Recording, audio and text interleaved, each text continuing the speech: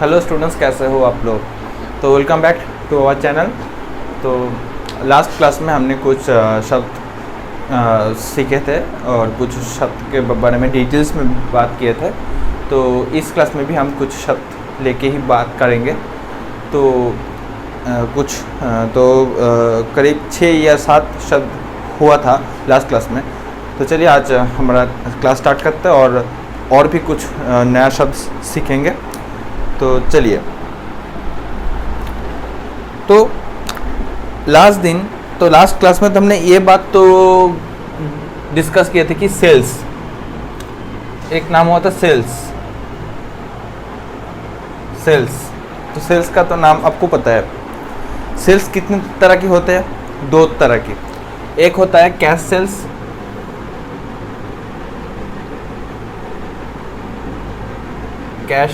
Cell. एक होता है क्रेडिट सेल्स। मुझे लगता है ये हमारा 8 नंबर शब्द की तैयारी है। तो सेल्स 2 तरह के होते हैं, एक कैश सेल्स, दूसरा क्रेडिट सेल्स। तो कैश सेल्स क्रेडिट सेल्स का मतलब भी आपको पता है, क्योंकि कैश सेल्स जो होता है कि अगर आप कुछ खरीदने चले, अगर आपके पास कोई खरीदने आता है, क्योंकि सेल्स होता है तो हम लोग कौन है? हम लोग बिजनेसमैन हैं, हम बिजनेस करते हैं। तो हमारे पास अगर कोई खरीदने आता है तो हम उसको बोलेंगे सेल्स। अगर हम कुछ बेचते हैं किसी को तो वो सेल्स ही ना होगा। तो सेल्स 2 तरफ के होता है, एक कैश सेल्स, दूसरा क्रेडिट सेल्स।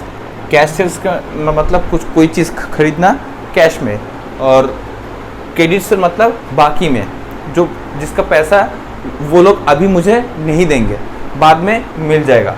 तो आगे अगर कुछ क्रेडिट सेल का मतलब अभी जो चीज़ मैं सेल कर रहा हूँ, जो हमारे जो कस्टमर को, वो सेल तो होगा, वो चीज़ तो लेके जाएगा, लेकिन उसका पैसा भी नहीं देगा।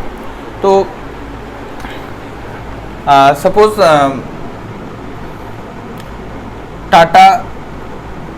टाटा लिमिटेड सोल्ड गुड्स और सर्विसेज टू राम। एक राम नाम के एक इंसान को टाटा ने गुड्स सोल्ड किया ऑन क्रेडिट। तो क्रेडिट में सेल किया इसको, ठीक है। तो क्रेडिट में अगर सेल किया है तो उसको क्रेडिट से बोलते हैं। आपको ये बात पता है, ओके। तो राम कौन है इधर? राम कौन है? राम कस्टमर है। राम आपका कस्टमर है, ओके सर। अगर राम कैश में लेता तो भी राम कौन था? राम कस्टमर ही था सर। अगर रैम बोल रहा हूँ मैं, सॉरी। राम अगर कैश पे खरीद के लेके जाता किसके पास? टाटा लिमिटेड से अगर कैश में खरीदता तो भी इसको कैश सेल ही हम बोलते। तो कैश से खरीदता तो भी हम इसको, तो भी राम को हम कस्टमर ही बोलते हैं। किसका कस्टमर? टाटा का। और क्रेडिट सेल में अगर क्रेडिट पे कुछ खरीद के लेके जाए तो भी वो कस्टमर है। लेकिन अकाउंट्स ने इसका एक अलग से नाम दे दिया। क्या नाम दे दिया? जो कस्टमर क्रेडिट में कुछ चीज़ क्रेडिट में खरीदेगा तो उसका एक अलग नाम दे दिया हमारे अकाउंटेंसी। तो क्या नाम है उसका? तो उसका नाम है debtors.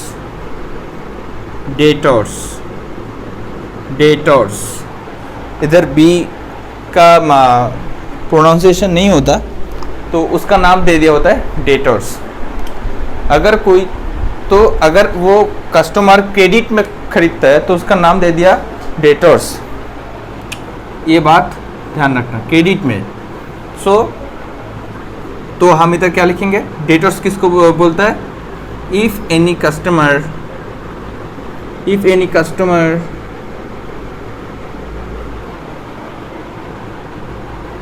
Purchase goods from us। हम कौन है? हम तो बिजनेस है। हमारा काम क्या है? गुड्स सोल्ड करना। तो if any customer purchase goods, अगर कोई कस्टमर हमसे गुड्स खरीदता है from us, then from us on credit, credit में खरीदता है, क्रेडिट। और इसको एक अगर हम एक दूसरे तरफ से देखें, if we sold goods to our customer on credit, then we call them debtors। Okay, तो इधर एक नया शब्द आ गया डेटर्स। अगर हमने किसी कस्टमर को क्रेडिट पे सेल किया है तो वो जो इंसान है उसका नाम है डेटर्स। किसकी नाम से? अकाउंट, इन लोगों का नाम दे दिया डेटर्स।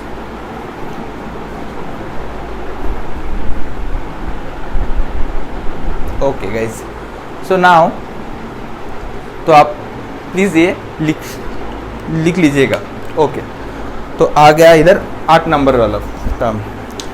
तो डेटर्स के बारे में अभी हम नहीं छोड़ेंगे, डेटर्स को लेके कुछ बात अभी भी करना है। ओके,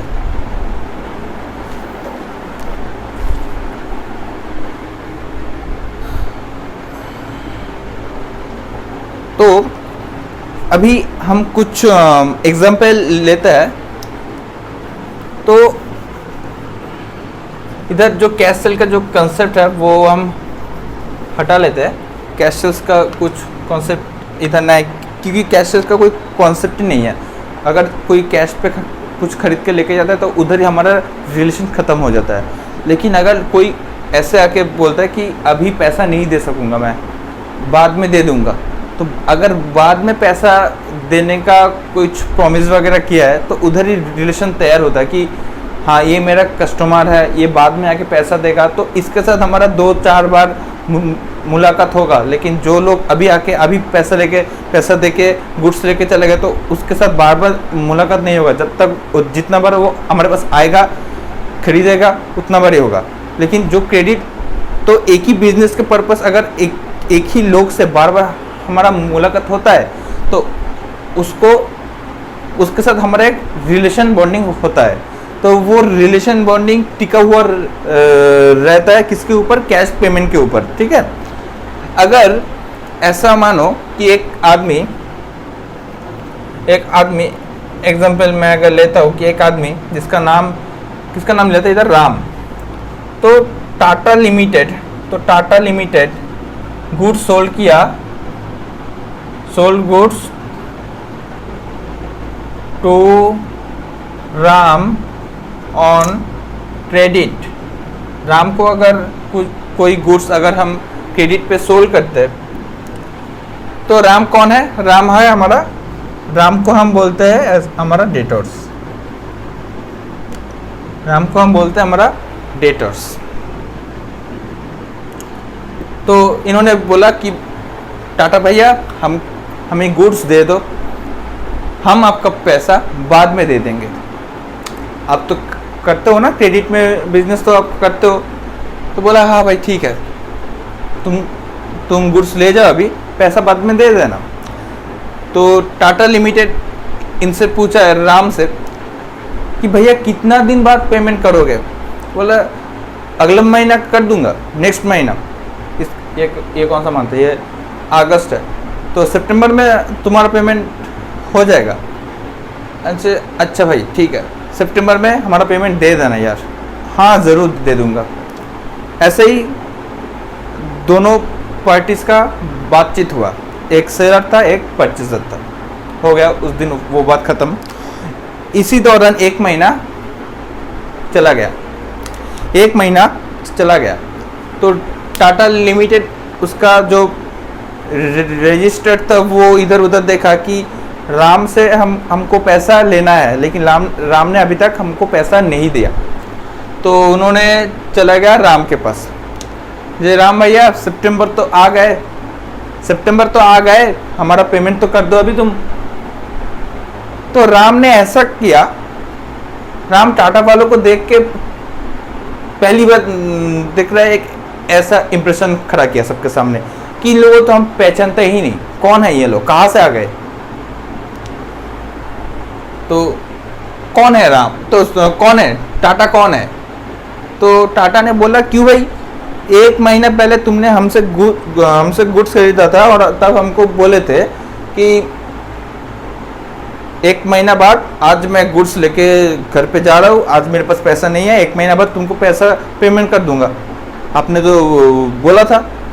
राम बोला मैंने कब तुम लोगों के पास गया था गुड्स खरीदने के लिए?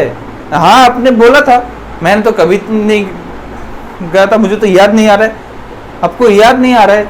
आपने तो 1 महीना पहले हमारा दुकान पे गए थे, दुकान पे जाके हमने तो गुड्स लेके आ गए, आपका थोड़ा आर्थिक स्थिति ठीक नहीं था, आपने ये बात भी बोला हमको, लेकिन अभी बोल रहा है कि आप पैसा नहीं दे सकते। तो ऐसा मैंने कब कहा सबूत कहा है?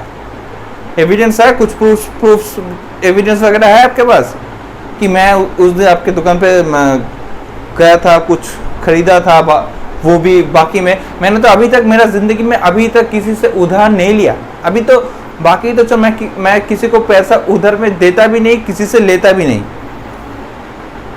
टाटा पर गए, टाटा का हो गया सत्यानाश। टाटा सोच रहा है भाई अगर उस दिन कोई प्रूफ वगैरह लिया होता तो आज ये दिन देखना पड़ता, तो आज ये दिन ना आते कि हमसे कोई स्कैम करके चला गया। राम एक झूठी इंसान है, राम अच्छी इंसान नहीं है। तो राम ने टाटा का वो जो गुड्स खरीद के लेके आया था वो गुड्स हजम कर लिया और उसका जो पैसा वो भी नहीं दिया। तो राम एक झूठी इंसान। तो ऐसी झूठी इंसान को अकाउंट्स इन लोगों के लिए एक फंडा निकाला। अकाउंट्स इन लोगों के लिए एक अकाउंटेंसी के हाथ से ये लोग बच नहीं सकते। अकाउंटेंसी ऐसा एक एक्ट तैयार किया, अकाउंटेंसी ने एक कागज तैयार किया, अकाउंटेंसी एक कागज तैयार किया। अकाउंटेंसी एक कागज में ऐसी कुछ शब्द लाइंस लिखे हुए हैं। इस कागज किसके नाम से है? जो बिजनेस कर रहा है, जो बिजनेस है, जो कंपनी है, जो फर्म है, इन लोगों का कागज है ये। अगर किसी को बाकी पे गुड्स खरीदना है, अगर किसी को बाकी पे गुड्स खरीदना है, सर्विस खरीदना है, तो उनको हम ऐसे ना जाने देंगे, ऐसे ना बोलेंगे हाँ भाई तुम 2 महीने बाद 1 महीने बाद आके हमारा पेमेंट पूरा कर दो, हम ऐसे ना बोलेंगे। हम एक प्रूफ रखेंगे, हमारे पास एक प्रूफ रखेंगे। एक ऐसा कागज होगा जहाँ पर हमारा फर्म का नाम होगा और ये स्टेटमेंट, इधर कुछ स्टेटमेंट लिखा हुआ कुछ स्टेटमेंट उधर रिटन होगा। ऐसे लिखा होगा कि राम भैया हमसे इस दिन, इस तारीख, इस समय पे ये इतना क्वांटिटी का ये गुड्स खरीदते हैं। अगला 2 महीना बाद, 1 महीना बाद, कभी भी हो, 1 हफ्ता बाद, 2 हफ्ता बाद, 2 दिन बाद, तो ये आके हमको हमारा पैसा वापस करेगा। एक ऐसा एक प्रूफ है। ऐसा प्रूफ करके राम या कोई भी हो जो क्रेडिट पे गुड्स खरीदता है, जो क्रेडिट से गुड्स खरीद के लेके जाता है, उसको हम डेटर्स बोलते हैं। तो कोई भी डेटर्स हो उनसे इधर एक दस्तखत कर लेता है, साइन कर ले, सिग्नेचर कर लेता है, सिग्नेचर कर लेता है, डेट सिग्नेचर कर लेता है। अगर अभी ये सिग्नेचर हो जाने के बाद अगर टाटा ये सिग्नेचर करा हुआ जो फॉर्म है, ये जो कागज है, उसको लेके अगर उस दिन टाटा लिमिटेड अगर उस दिन ये कागज में राम का दस्तखत कर लेता और ये बात एक कागज में तैयार कर लिया होता, तो ये कागज उसके पास रख दिया होता, तो जब 2 महीने बाद राम ने इन लोगों के साथ फ्रॉड किया है, अगर उस दिन राम ने जो फ्रॉड किया है 2 महीना बाद कि हम तुमको पहचानते भी नहीं, तुम हमसे कैसे पैसा मांग सकते हो, जो ये बात बोला ना, तो उसके सामने उसके मुंह पे कागज फेंक देता, उसके मुंह पे कागज फेंक देता और फेंक के बोलता है ये देखो कागज तुम्हारा साइन है, पैसा निकालो जल्दी। फिर भी राम इतना ही बुरा इंसान है कि मैं तो पैसा नहीं दूंगा। राम ऐसा बोल दिया, मैं तो पैसा नहीं दूंगा, जाके कुछ भी कर लो, कहीं भी चले जाओ, कहीं भी चले जाओ, जाके कुछ भी कर लो, हम तो पैसा नहीं देंगे तुमको।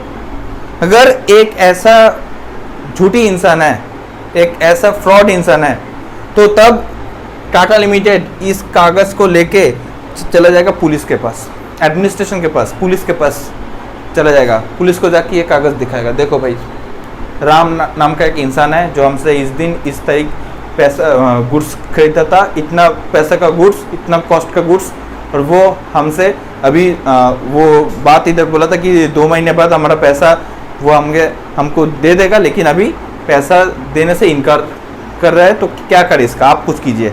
तो पुलिस जाके क्या करेगा पता है, ये पहले ये देखेगा इधर राम का सिग्नेचर है, और उसके बाद राम के पास जाएगा, राम से इन्वेस्टिगेट करेगा कि क्या ये सिग्नेचर तुम्हारा है।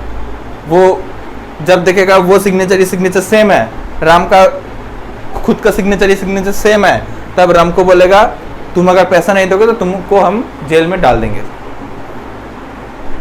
और जब पुलिस घर पे जाएगा तो राम तो पैसा देगा ही देगा।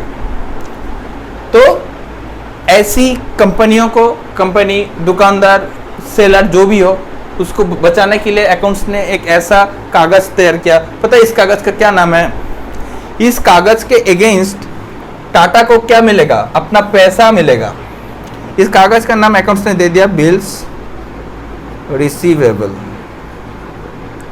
इस कागज का नाम अकाउंट्स ने दे दिया बिल्स रिसीवेबल। तो अगर कोई डेटर्स तुमसे फ्रॉडबाजी करे तो उसको ये कागज फ्रॉडबाजी ना कर पाए, इसीलिए ये कागज हमेशा अपने पास मौजूद रखना।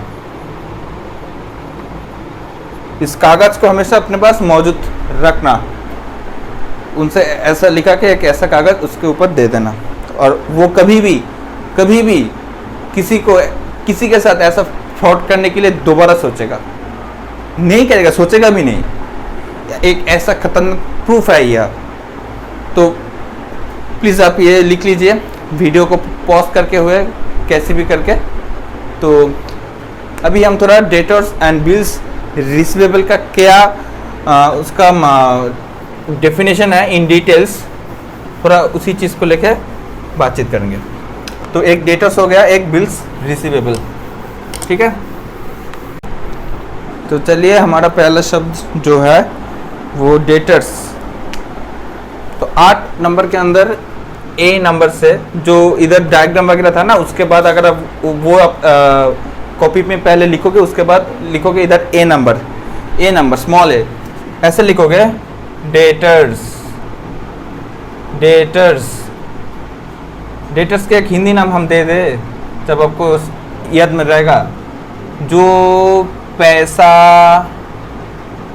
देगा उसको हम बोलते हैं डेटर्स। जो पैसा देगा उसको हम बोलते हैं debtors.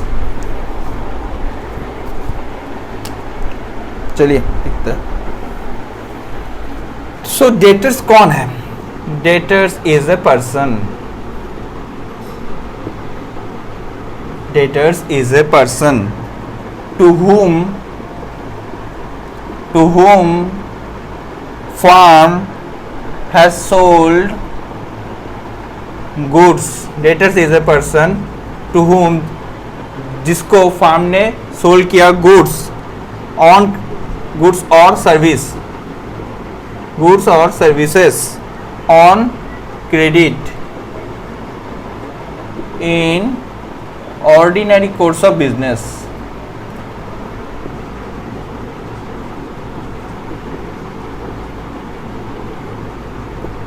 Debtors is a person, ये एक इंसान है, एक आदमी है जिसको हम गुड्स सोल्ड किया है क्रेडिट पे, in ordinary course of business, साधारण बिजनेस प्रोसेस में, ठीक है।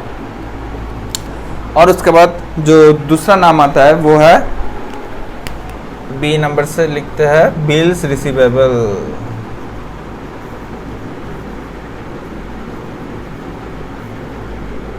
बिल्स रिसीवेबल, ये बिल वो बिल है जिस बिल के अगेंस्ट हमको पैसा मिलेगा। It means a bill of exchange. It means a bill of exchange It means a bill of exchange accepted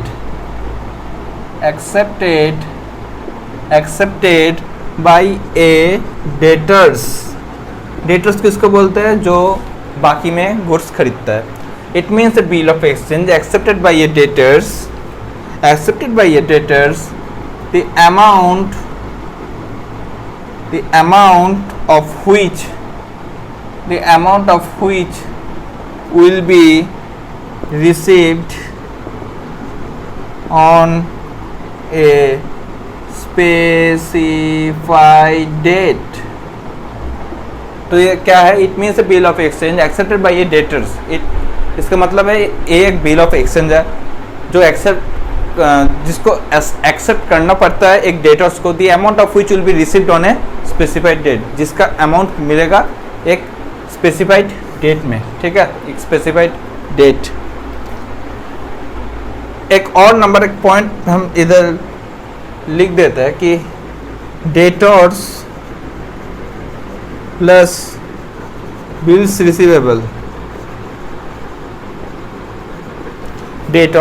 ये डेटर्स प्लस बिल्स रिसीवेबल, इसको हम एक साथ ट्रेड रिसीवेबल भी बोलते हैं.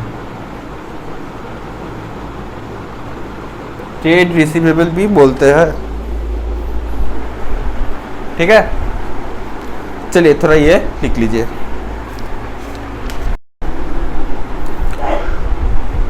तो भाई डेटर्स सेल का वो किस्सा तो गया.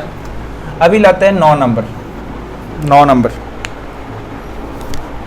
तो 9 नंबर पे हमको क्या मिलता है? 9 नंबर पे हमारा एक और नाम आता है जिसके बारे में हमने पहले कुछ डिस्कस किया है. अभी चलिए एक और बार करते हैं. परचेज मतलब पता है ना आपको? परचेज. एक और बात मैं इधर बोलना चाहूँगा. आप अपने रजिस्टर में कहीं भी एक ऐसा चीज़ लिख लीजिए. अगर अकाउंटेंसी में ओनली परचेज ये टर्म लिखा हुआ रहेगा, ओनली परचेज, तो इसका मतलब है अकाउंट्स में इसका मतलब है परचेज ऑफ गुड्स. अगर अकाउंट्स में कहीं भी ओनली सेल्स लिखा हुआ रहेगा, ओनली सेल्स कि राम परचेस्ड ऑफ ₹20,000,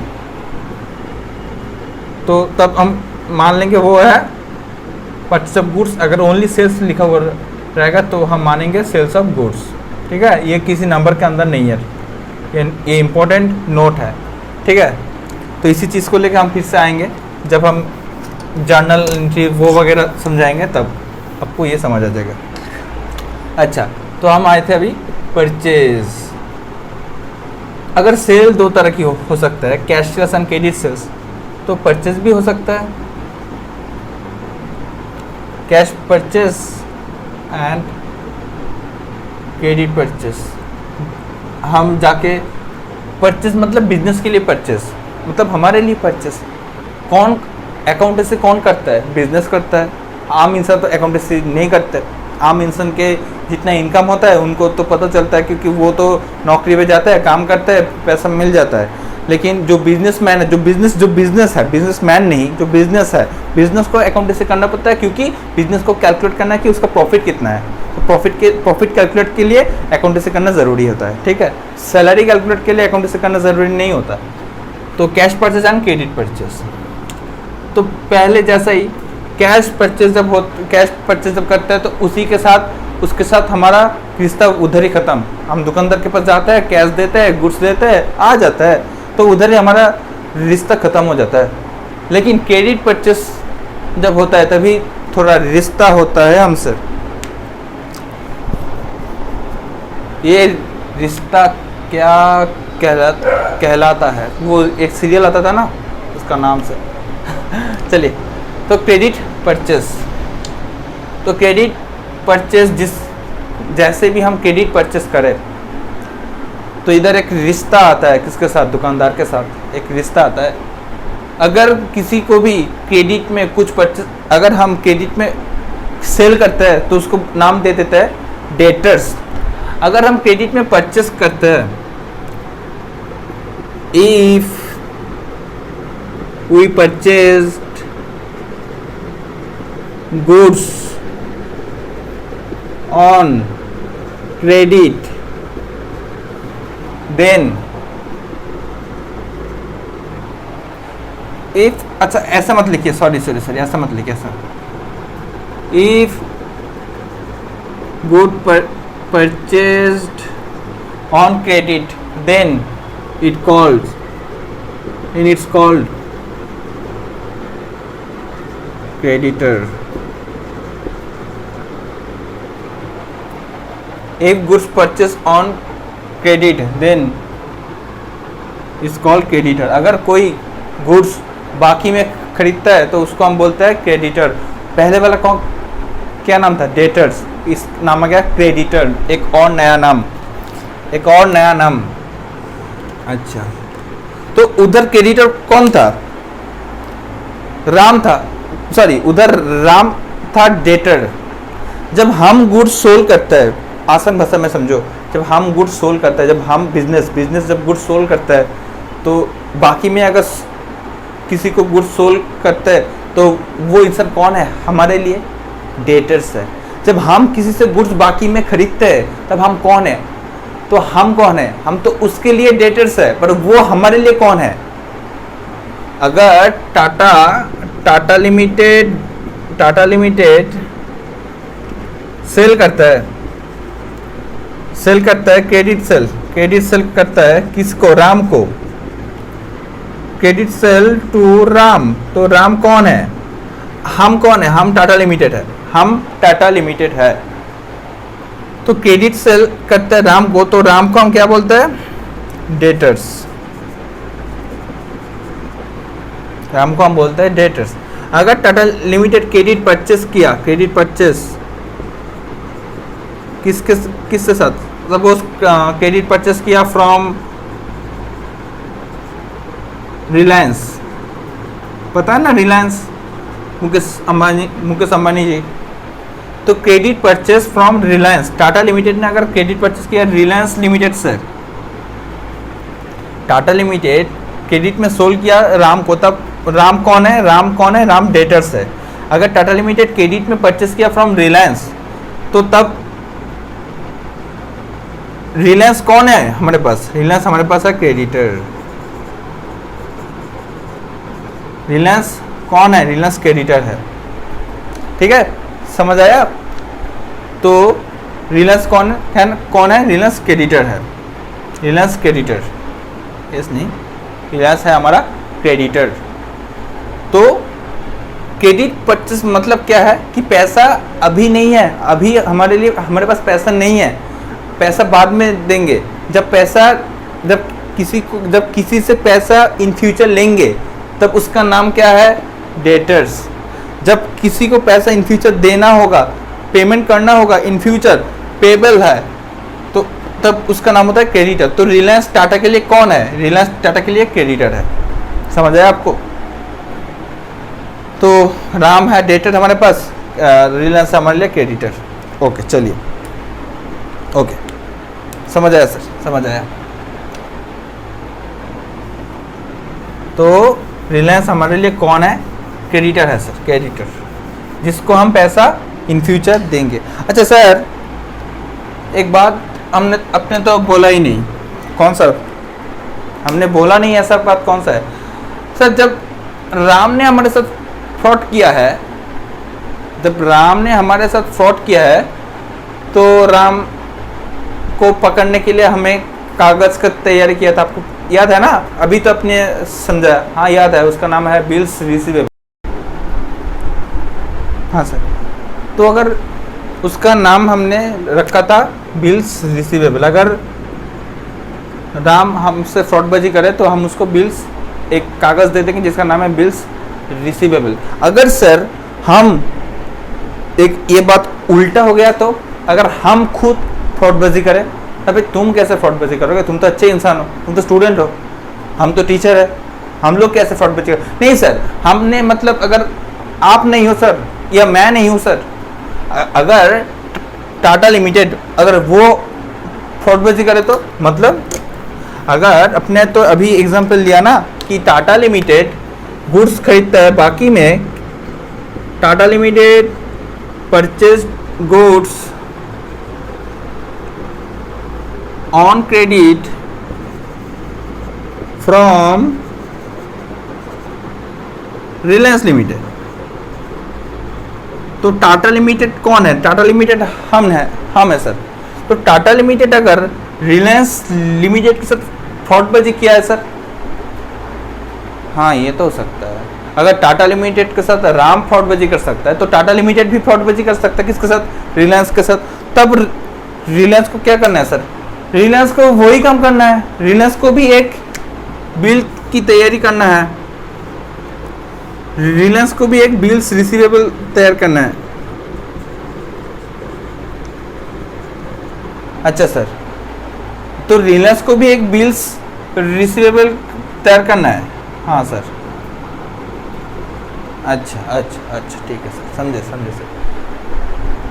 तो सर हम क्या लिखेंगे कि अगर हम फ्रॉडबाजी करें तो रिलायंस हमको क्या देंगे? बिल्स रिसीवेबल देंगे क्या? अरे भाई, बिल्स रिसीवेबल तो है रिलायंस के लिए, क्योंकि उस बिल के बदले में रिलायंस को पैसा मिलेगा। लेकिन हमारे लिए वो बिल्स क्या है सर? हमारे लिए क्या है सर? हमारे लिए उस बिल का एक नाम है। अगर उस बिल का नाम है बिल्स रिसीवेबल, मतलब कि उस बिल का अगेंस्ट पैसा मिलेगा। किसको मिलेगा? रिलायंस को मिलेगा। तो हमको क्या करना होगा? हमको तो उस बिल के अगेंस्ट पैसा देना होगा ना। उस बिल के अगेंस्ट हमको तो पैसा देना होगा। अच्छा सर, ये बात तो हमने सोचा ही नहीं सर। बिल तो है, वो कागज तो है, जिस कागज है उसका नाम तो बिल तो होगा, किंतु पूरा नाम क्या होगा सर? इधर साइन करेंगे हम, ठीक है सर। तो अगर ये बिल्स रिसीवेबल है तो वो है रिलायंस के लिए, वो है बिल्स रिसीवेबल। लेकिन अगर उस बिल्स के अगेंस्ट जब हम पैसा पेमेंट करेंगे तो हमारा बिल तो क्या नाम होगा सर? वो बिल तो उसी के पास है, बिल्स रिसीवेबल, उसी बिल के अगेंस्ट उनको पैसा मिल जाएगा। लेकिन इसी बिल के अगेंस्ट हमको तो पैसा पेमेंट करना होगा सर। बात सही है। तो इसका क्या नाम देते? तो अकाउंट्स ने इसका एक नाम दे दिया। अकाउंट्स बोला इसका नाम होगा बिल्स पेबल। इसी बिल के अगेंस्ट रिलायंस को क्या करना होगा? पैसा, इसी बिल के अगेंस्ट रिलायंस को पैसा मिलेगा। अच्छा, हाँ सर, समझ आया। इसको तो पैसा मिलेगा। और इसी बिल के अगेंस्ट हमको क्या? सेम ही बिल है, दोनों सेम ही बिल है। तो इसी बिल के अगेंस्ट हमको क्या? हमको तो पैसा देना होगा। हाँ सर, समझ आया। तो टाटा लिमिटेड के लिए ये बिल क्या है? बिल पेबल है। और रिलायंस के लिए ये बिल क्या है? ये बिल है बिल्स रिसीवेबल। तो बिल दोनों अलग नहीं है, दोनों सेम ही है। एक के लिए रिसीवेबल है, एक के लिए पेबल है। एक के लिए रिसीवेबल है, एक के लिए पेबल है। बिल तो एक ही है, बिल तो एक ही है सर। बिल तो एक ही है, कागज का नाम तो एक ही है। पर इसके अगेंस्ट, इस बिल के अगेंस्ट इनको पैसा मिलेगा और हमको पैसा देना होगा। हमको पैसा देना होगा। अच्छा सर, आपने तो सही बोला सर। इसको पैसा मिलेगा और इसको पैसा देना होगा। बात सही है सर। क्या नाम दे इसका? तो हमारे लिए क्या है? हमारे लिए पेबल है सर। पेबल है, आपने सही बोला सर। हमारे लिए तो पेबल है और हमारे लिए ये तो रिसीवेबल है सर। अच्छा सर, तो समझ आया। तो बिल एक ही है सर। हाँ, इसके लिए रिसीवेबल है क्योंकि इस बिल के बदले में इनको पैसा मिलेगा और इसी बिल के बदले में हमको पैसा पेमेंट करना होगा। किसको? रिलायंस को और किसको? अच्छा सर, अभी समझ आया सर। अच्छा सर, अभी आपने एग्जाम्पल लिया ना, इसके बाद समझ आया। अच्छा, आपको तो समझ आ ही गया ना, क्योंकि अब तो आप लोग तो मेरे स्टूडेंट्स हो ना, तब को तो समझ आएगा। आपको समझाने के लिए तो ये मेहनत है सर, और क्या। तो अगर हम खुद फ्रॉडबाजी ना करें और हमारे ऊपर रिलायंस क्या दे सकता है? हमको बिल्स पेबल दे सकता है। एक ही बिल है जो एक सबूत है, जो एक प्रूफ है, एविडेंट है। अगर हमने फ्रॉडबाजी किया तो रिलायंस वो बिल जाके पुलिस को दिखा देगा और पुलिस आके हमसे पैसा लेके जाएगा या तो जेल में डाल देगा। ऐसा नहीं हो सकता सर। हम तो फ्रॉडी है नहीं सर, हम तो अच्छे इंसान हैं सर, हम तो स्टूडेंट हैं, हम ऐसे कैसे कर सकते हैं। चलिए, तो 9 के अंदर आ गया ए। तो पहला जो शब्द है इसका नाम है क्रेडिटर। पहला एक नाम आता है, इसका नाम होता है क्रेडिटर। सर ठीक बोले सर। तो क्रेडिटर, तो अकाउंट्स ने इसका कुछ डेफिनेशन निकाला है, तो चलिए समझता है कैसा है क्रेडिटर। क्रेडिटर के मतलब जिसको पैसा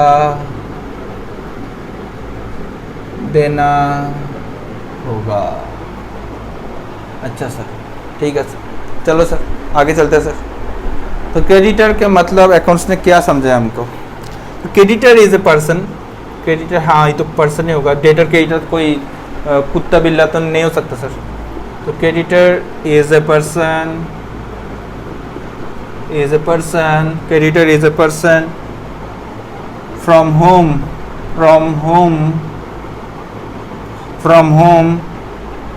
an enterprise मतलब कि बिजनेस फर्म, एंटरप्राइज मतलब बिजनेस फर्म। तो creditor is a person from whom an enterprise business firm purchase goods or services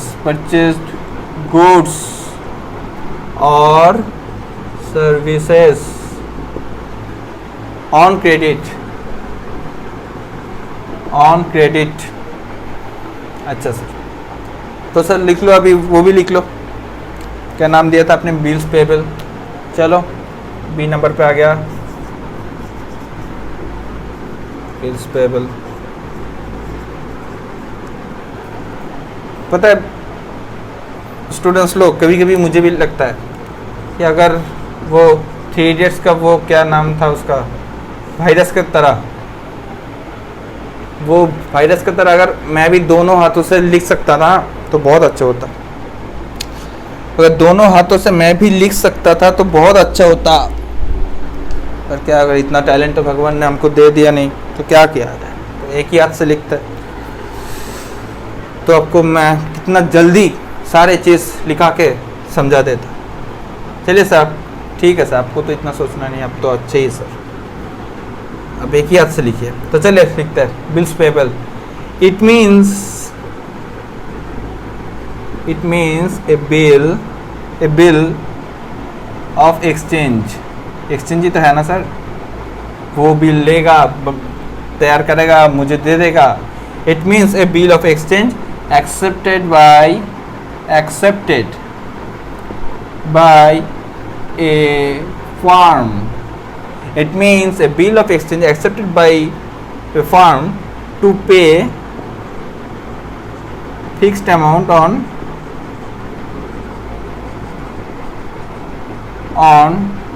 a specified date। Same ही था ऐसा। पहले वाला था बिल्स रिसीवेबल, उधर भी हम बिल भेजते हैं किसी को, उसी के अगेंस्ट वो बिल से पेमेंट कर देता है। इधर तो बस पेमेंट करना है, एक कोई और हमें भेजेगा और हम उसके अगेंस्ट में पेमेंट कर देंगे एक स्पेसिफाइड डेट में। ठीक है सर, समझ आया सर।